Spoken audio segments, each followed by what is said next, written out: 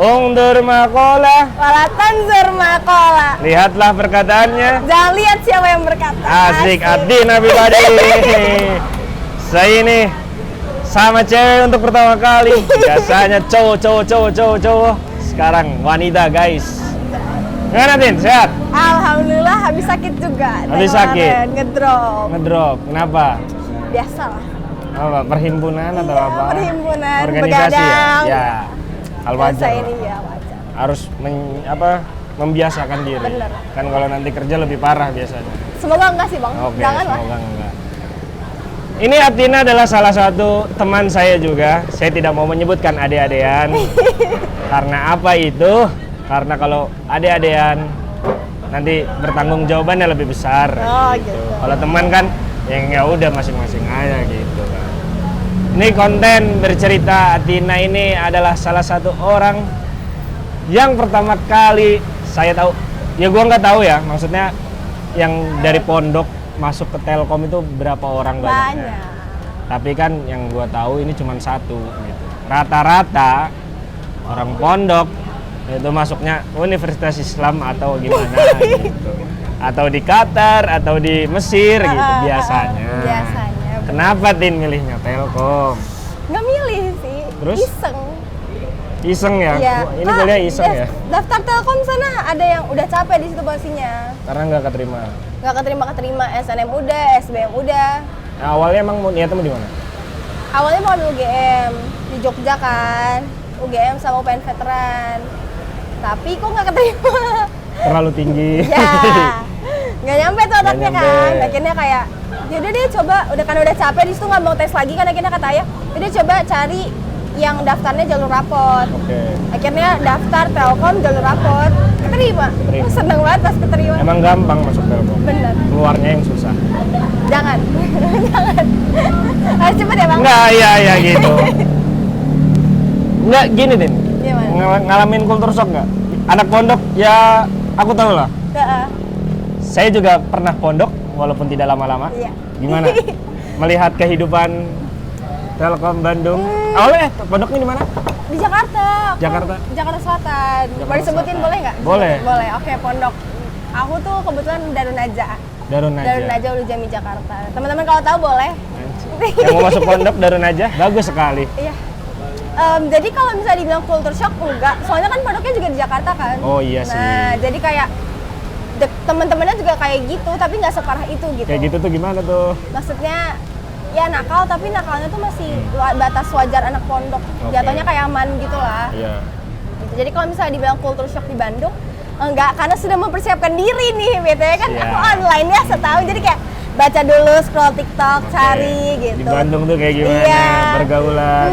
Lebih shocknya tuh karena oh ternyata orang ini ngelakuin itu gitu. Karena orang-orang yang nggak aku kira akan melakukan hal-hal seperti itu ternyata seperti itu gitu. Banyak kok. Banyak. Banyak kayak gitu tuh biasanya. Terlihatnya baik-baik saja. Ternyata di belakangnya ada apa-apanya. Pas merantau jadi liar ya gitu. Banyak kok, tapi yang nggak jadi masalah itu Nggak kan jadi masalah, iya. hak Terserah kehidupan mereka sendiri. Iya, yang penting kan nggak mengganggu gitu. Bener. Terus kuliah lah masuk Telkom. Masuk. Kenapa ngambilnya Adbis? Kepilihnya di Adbis. Awalnya berapa Tapi jurusan? awalnya ngambil kan 4 kan, boleh Empat. 4 sekitar 4 ya. Aku awalnya ngambil Ilkom. Ilkom. Langsung keduanya Adbis, kayaknya keren kalau nama Adbis gitu. Udah ngambil Adbis, dan kalau dibilang kayak nyesel masuk Adbis apa enggak sih. Kenapa nggak nyesel? Soalnya kan SDM. Aku mau masuk Ilkom tuh mau masuk kayak SDM. Oh, kayak gitu. maunya yang PR-nya juga gitu. Perusahaan masuknya mau SDM, di Adbis juga ternyata ada kan pelajaran tentang SDM, jadi kayak nggak nyesel banget lah. Ditambah dengan kondisi lingkungannya yang menurut aku cukup srek gitu. Jadi kayak oke lah gitu, kayak bersyukur lah gitu. Sekarang menjadi salah satu staff di HRD. Karena ya kan SDM Iya, SDM lagi kan bener. balik lagi. Itu Emang gimana itu gitu. menilai setelah masuk kuliah yang belajar SDM dengan secara teori Iya. dipraktekkan di organisasi, apakah relate dengan teorinya? Relate banget sih. Lebih kayak kalau misalnya SDM secara teori kan lebih ke cara perusahaannya Ya. kan. Jadi kalau misalnya secara kehidupan kayaknya nggak relate sih. Tapi kalau misalnya dilihat dari sisi, aku tuh kebetulan ya suka hal-hal tentang psikologis, baca-baca buku psikologis. itu relate, kayak ngenal orang tuh gimana, kita cara komunikasi sama orang gimana kan. Kalau SDM kan lebih kayak kalau karyawan kayak gini kita harus gimana, Oh, iya karyawan sih. tuh bisa didorong kerjanya karena Iya. apa kayak gitu kan. Iya benar. Baru tadi belajar ya? Hah? Baru tadi belajar. Benar. Aku juga baru inget-inget, oh iya Ah, iya, benar juga. benar. Dosen pernah ngatain itu kayaknya tuh, ngomong gini itu. Setelah berapa tahun? Berapa bulan sih udah kuliah? Kuliah kan dari September, berarti September, November, Desember 3 bulan. Udah suasana udah nyaman, Udah. nggak mau pulang. Kalau mau pulang Masih ada rasa homesick? enggak sih, homesick enggak. Cuman udah kayak biasa ya? Iya, udah biasa kan. Cuman ngeliat tuh kayak lebih kayak ke temen-temen nih ngekos gitu kan. Kosnya kan bareng sama temen yang Iya. lain gitu. Terus pada pulang gitu tiap minggu kayak aku mau pulang, jadinya mau ikut pulang gitu Ya tuh. kan Jakarta Bandung deket. Iya dekat. Cuma kan kayak pasti nanti sampai rumah tuh kayak kamu ngapain sih pulang tiap minggu kan digituin. Iya, benar Beda sekali. kan? Beda, Iya. emang beda. Biasanya emang kayak gitu kalau misalkan orang pondok terus yang kayak ngerantau, aku tiap minggu pulang gitu Iya. kan. Perasaan dulu nggak pernah pulang juga, paling 6 bulan sekali atau 3 bulan sekali gitu. Jadi ngerasa gagal dong berarti kemarin yang di Iya, pondok. iya. Tapi kan tiap orang beda-beda. Iya. Ada juga temen aku yang dari pondok juga kadang tiap pulang tiap minggu gitu. Tapi masih sering ini sama orang-orang pondok. Iya, kan ada teman aku yang di pondok juga, yang dari pondok sama juga. Oh, ada di sini juga? Ada, satu jurusan ada. Satu jurusan ada. Banyak berarti ya? Ada. Kalau dari angkatan aku sendiri, yang setelkom semuanya itu, semua jurusan ada 8. Wah, banyak juga berarti ya? Banyak. Emang Soalnya- nggak kelihatan aja, Bang. Iya sih. Karena nggak, maksudnya gimana ya, aku sendiri tuh emang sengaja nge-branding diri aku anak pesantren gitu. Jatuhnya kayak, karena aku melihat Bandung seperti itu, jadi aku kayak nge-branding diri aku kayak, aku kayak gini, jadi lo kalau macam-macam jangan macam-macam gitu. Jangan ngajak-ngajak. Iya, jangan. Iya, jangan macam-macam ke gua aja maksudnya. Oke. Kalau macam-macam ngajak-ngajak kan berarti ya kan siapa tahu tergoda kan? Iya sih, tapi kan dengan branding itu kan jadi kayak nggak boleh. Pasti nggak akan ngajak Iya, karena bener. brandingnya udah pesantren. Bener. Masa yang ngajak buat joget-joget di tempat malam kan tidak mungkin gitu kan? Itu goblok itu yang ngajak, tolol itu yang ngajak. Tapi sempet pernah ada nggak? Pernah ada, dan aku bahkan Hei, kayak yang ngajak goblok. enggak, aku bahkan kayak namanya penasaran kan. Nah, Penasaran, aku ngomong kayak ngobrol lah sama teman-teman yang emang sering kesana, terus aku nanya, emang gimana sih? Aku nanya kayak gitu, Tin, tempat yang random, kayak yang joget ada, yang nangis ada, gini ada, terus kayak oh gitu. Aku penasaran dengan kayak apa ya, bercanda ngomong kapan-kapan ajak, bener diajak, tapi kayak enggak, jangan, aku takut. jangan sampai ya. Pokoknya Anda teman-temannya Dina, jangan Tapi ngajak-ngajak. jangan dong. Dia boleh ngajak, tapi dia ini anak pesantren. 6 tahun ya, Din ya? 6 tahun. 6 tahun di 7 pesantren. sama kemarin yang setahun kan berarti. Kan ngabdi dulu. Oh iya, ngabdi 7 tahun mondok. Harusnya imannya sudah kuat dong. Enggak, kan tiap orang beda-beda ya. Iya. Aku Ya, juga bukan sebenarnya- yang paling alim ya. Iya, sebenarnya rasa penasaran tuh bisa ngebuat kita terjebak juga. Bener. Makanya Karena aku juga dulu kayak gitu. Oh, itu. Terjebak, terjerumus. Keluar nggak, Bang? Apanya? Terjebaknya keluar nggak? Terjebaknya Akhirnya keluar apa masih terjebak? udah ya, sekarang pelan-pelan untuk keluar gitu. Nggak selalu terjebak dalam lingkaran Itu setan. kayak- Gitu.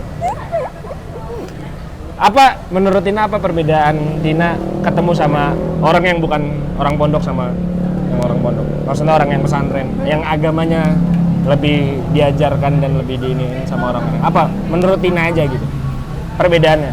Menurut aku lebih ke basic lifestyle sih, Bang. Apa basic lifestyle?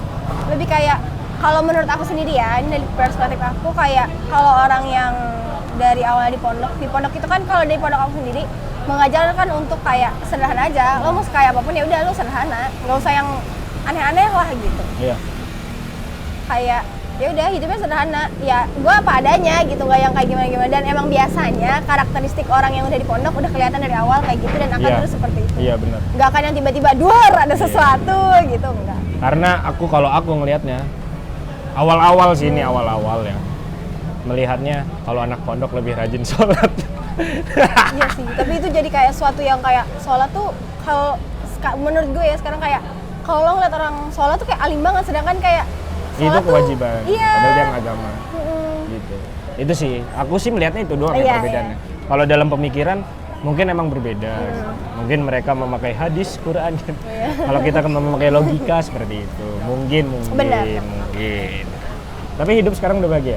Alhamdulillah untuk sekarang sudah. Sudah bahagia. Tapi belum, nggak tahu bingung ya kalau ditanyain kayak gitu. Kan masalahnya orang tuh kadang suka ini ya, maksudnya orang tuh kapan ditanya tuh selalu kapan sukses, Iya, kapan kapan lulus, sukses. kapan punya pasangan, kapan nikah. Tapi nggak pernah ditanyain kapan kita bahagia gitu. Benar. Apa udah bahagia atau belum? Kuncinya bahagia satu, Hah? bersyukur. Nah, itu kan masalahnya kan orang-orang ini kan selalu biasanya yang budiman ini selalu gitu. Gimana kuliah nilainya bagus? Kenapa harus nilai gitu tuh yang dinilai? Kan ada hal-hal lain. Benar. Kuliahnya gimana, bahagia enggak gitu? Teman-temannya gimana, bahagia enggak? Apakah toksik juga gitu? Wah, itu Bisa bahaya jadi. Ini tempat bercerita aja gitu, santai gitu. Dia tadinya takut guys, deg-degan bayangin. Padahal kita ngobrol nggak dalam-dalam amat. Soalnya kan kalau dilihat dari podcast-podcastnya sebelumnya kan cowok-cowok, takutnya kayak ada yang sensitif Ya enggak lah, nih bang. enggak akan lah. Aku enggak akan yang sensitif. Menurut Atina, Apa tuh? menurut Atina aja ya. Iya, ini menurut aku nih. Sekarang Nah, kesetaraan gender tuh perlu nggak? kesetaraan gender itu perlu, tapi nggak bisa ditekankan secara garis besar semuanya harus 50%. Oke. Itu nggak bisa. Hal kecil misalnya kayak pernikahan. Oke. Nggak bisa cari nafkah itu 50%. Hmm. Ngurus anak juga nggak bisa 50%. Pasti ada proporsinya masing-masing. Dan menurut aku seadil-adilnya tuh ya harus berproporsi masing-masing kembali ke pasangan itu sendiri sih. Gitu. Iya. Berarti menurut Atina ya kesetaraan gender tuh nggak harus plek 50-50. Iya, plak 50-50 tuh nggak bisa. Karena kalau menurut aku, kalau untuk sekarang kayaknya belum deh untuk di Indonesia. Kalau menurut aku, karena laki-laki masih banyak yang brengsek. Ya benar. Gitulah. Cewek-cewek juga masih kayak yang ini. Ya. Menurut Atina ini, aku mau nanya. Kok tadi katanya kayaknya briefingnya di awal tuh kayak topiknya nggak akan berat ya, Tin? Ya enggak, ini kan aku jarang ngobrol sama Oh, cewek iya. kayak gitu. Oh, iya, Maksudnya benar. kalau cowok kan ya pemikirannya pasti tentang gue tuh pengen punya calon yang Oh, iya. gitu-gitu Iya. atau yang suka bercanda atau sering ngomong ini yang hal. Kalau sama cewek kan harus lebih ini. Gitu. Gimana tuh? Feminisme. Ya kita Feminisme. ngobrolin feminisme. Boleh, aduh, sensitif nih topiknya. Enggak lah, kan kita orang-orang Terbuka aja ya, open mind aja. Open mind Oke. aja, feminisme. Apa sih menurut ini? Feminisme itu lebih kayak memperjuangkan hak-hak perempuan sih. Kalau setahu aku ya, saya aku juga bukan tipe yang kayak sangat melihat oh feminisme tuh kayak gini dan kayak gini enggak. Tapi menurut aku itu lebih kayak memperjuangkan hak-hak perempuan yang seharusnya bisa mereka dapatkan tapi enggak. Tapi kalau misalkan cowok menjadi feminim, Cowok menjadi feminim kan ada. dan menurut aku itu nggak apa-apa. Oh nggak apa-apa. Maksudnya gini bang, setiap manusia nih hakikatnya cowok ataupun cewek pasti punya sifat feminim sama maskulin. Misalnya abang nih misalnya. Aku mah enggak lah. Abang juga punya sifat feminim dan maskulin itu ada di dalam satu manusia gitu. Dan itu udah sifat psikologis bawaan. Apa ya namanya, sifat bawaan lah. Aku lupa Apa bahasanya. sifat penularan dari seorang ibu? Bukan. Bisa jadi iya. Bisa jadi kan? Bisa jadi iya. Feminim itu kan bukan harus dilekatkan dengan kecewean yang maaf ya kalau dibilang kayak banci atau segala macamnya nggak gitu. Feminim itu lembut. Kalau misalnya cewek dibilangnya keibuan, kalau bapak dibilangnya kebapaan. Nah, kayak gitu. Jadi jangan mempersempit kata-kata feminim dengan kayak cewek banget gitu. Iya. Jangan. Soalnya kan banyak. Banyak benar. Tapi pada akhirnya kan terlalu cewek banget gitu. Iya. Aku suka Bisa. kesel aja sama orang-orang yang seperti itu. Maksudnya, ya lo boleh buat ini kan feminim ya, tapi jangan terlalu lekong anjing. Lo masih punya jati diri cowok yang sebenarnya. Menurut aku aja Iya, nih. iya. Tidak bisa disalahkan, bisa dibenarkan. Bisa disalahkan, bisa dibenarkan. Terakhir, Kalau kayak gitu nggak benar sih bang. Kalau terlalu feminim menurut abang ya, dari kayak banci atau kayak gitu. itu Kan menurut agama nggak benar. Nggak iya, boleh. menurut agama mampus loh. Bener kan? Apalagi LGBT. Oh enggak.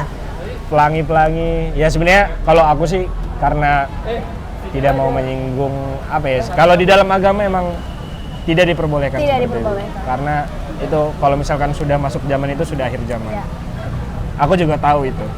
Tapi karena kita adalah harus berpikiran secara terbuka, secara kayak gitu akhirnya ya udahlah terserah lo, yang penting jangan ganggu gua gitu. Tin, apa kesedihan yang pernah Tina jalanin? Selama di Selama hidup aja. mungkin entah awal pondok, masuk pondok kan biasanya sedih. Ada satu sih, ini bener-bener kayak jadi tahun terpuruk gitu. Karena posisi di situ aku udah aktif nih kan dari dulu, dari lama, dan di sini aku disclaimer dulu, aku nggak menyalahkan pihak apapun ya, pihak siapapun, karena di situ juga aku salah. Terjerat kasus ya yang lumayan sangat besar waktu itu, dan posisinya di pondok. Oh, di pondok. Dan di pondok itu kan kalau misalnya kayak nakalnya itu kan, hitungan nakal pondok kan nggak seperti hitungan nakal sekolah luar. Ya. Paling surat-suratan. Enggak. Aku anti cowok. Oh, dari dulu iya, anti kayak nggak, lo nggak ada urusan sama gue nggak akan ngechat, gue nggak akan menggubris dan segala macamnya. Oke. Terus karena masalah ini, aku jadinya, karena aku dari dulu nih aktif nih pramuka, paskib dan segala macamnya, aku jadi nggak bisa ngapain. Bener-bener dilarang untuk ngelakuin apapun. Kegiatan-kegiatan di luar sekolah ya. Even di sekolah pun aku nggak di absen. Jadi absennya nggak ada. Hah? Jadi harusnya gini. Hukuman dari perilaku yang aku buat ini adalah aku dipindahkan sekolah. Tapi di cabang pondok aku kan Darun Najah nih. Darun Najah itu punya 18 sampai 19 cabang, aku lupa nih sekarang udah berapa. Nah, di situ aku dihukum untuk pindah ke cabang. Wow. Dan harusnya itu pindah ke cabangnya itu 1 tahun. Cuman karena banyak pro dan kontra, akhirnya aku bisa lah memotong 10 tahun itu jadi 10 tahun, astagfirullah. 1 tahun? 1 tahun jadi 10 hari. 10 hari. Nah, tapi selama 10 hari itu, nggak selama 10 hari. 10 hari itu biasa aja, tapi setelah 10 hari itu, aku bener-bener kayak di sekolah tuh nggak dianggap. Sama sekali nggak dianggap. Even, iya. Jadi bener-bener kayak, karena aku dulu orangnya aktif nih, itu aku nggak dihukum sendiri. Aku bareng sama teman-teman. Nah, notabene semua anak-anak yang dihukum itu adalah orang-orang aktif, yang emang selalu maju ke depan panggung lah, bahasanya kayak gitu. Jadi selama setahun itu, setelah 10 hari itu, aku bener-bener yang namanya jadi orang di belakang panggung. Nggak bisa ngapa-ngapain, kalau mau ngapa-ngapain juga nggak dibolehin. Sekali pernah waktu itu ngelanggar kan, awal-awal kayak udahlah, pasti masih boleh gitu. Langsung ditegur sama guru di sana, langsung kayak, "Lu ngapain di depan?" gitu. Langsung balik, udah nggak berani lagi abis itu kan. Karena yang kena evaluasi bukan cuma akunya, tapi teman-teman yang pegang acara itu. Jadi kayak, jangan deh, udah. Mengorbankan aja gitu ya. Itu. Daripada teman-teman saya yang kena, lebih baik saya aja udah gitu. Itu momen tersedih. Wah, sedih banget sih itu, karena bener-bener gak bisa ngelakuin apapun kan. Berarti bener-bener dibatasin banget. Bahkan kan aku nih, ceritanya kan itu kan kejadiannya SMA. Jadi kan dari SMP, mau lanjut SMA apa enggak nih. Terus aku diiming-iming kalau misalnya emang bisa SMA, aku bisa pertukaran pelajar ke luar negeri. Timur Tengah? Enggak, aku minta London. Aku agak nggak ke arah-arahan ya, jangan kayak aku nggak alim-alim banget, tolong, makasih. Takutnya kan marah. Iya. Takutnya. Terus aku nggak boleh. Di situ aku udah nangis aja kayak, ya udahlah. Ya itulah salah satu tersedih. Tapi itu kan bagian sebuah perjalanan hidup yang mana bisa kita ingat. Wah, jangan sampai terulang jangan kembali. Lagi, ya. Kalau terulang kembali berarti melakukan kesedihan yang sama. Jangan, ya kan? udah jangan lagi. Jangan. Pertanyaan terakhir. Aduh, apa nih? Sebutin 3 nama orang yang paling disayang dalam 3 detik. 1, Aku. 2, 3. Ibu ayah. Ada nama dia. Hampir dia banyak. mau ngomong aku. Cuma kayak gue selfish banget nih kalau aku. Saya banyak. Kalau cowok emang, aku sih baru nanya ke cowok-cowok aja gitu. Banyak yang nggak ada namanya gitu. Emang, terkadang cowok tuh suka gitu. Otaknya kecil tapi bisa selalu mikirin orang lain. Cowok ya. Bukannya cowok biasanya pemikirannya lebih besar ya? Pemikirannya lebih besar, tapi kapasitasnya enggak. Makanya kan banyak orang gila. Di tempat rumah sakit jiwa tuh banyak cowok dibandingkan cewek. Karena terlalu memaksakan untuk berpikir untuk orang lain, tidak untuk diri sendiri. Itu dari saya dan Adina fid dunya hasanah. itu candaan saya pertama kali. Namanya Adina, bisa dilanjutin deh. Oke, thank you everybody.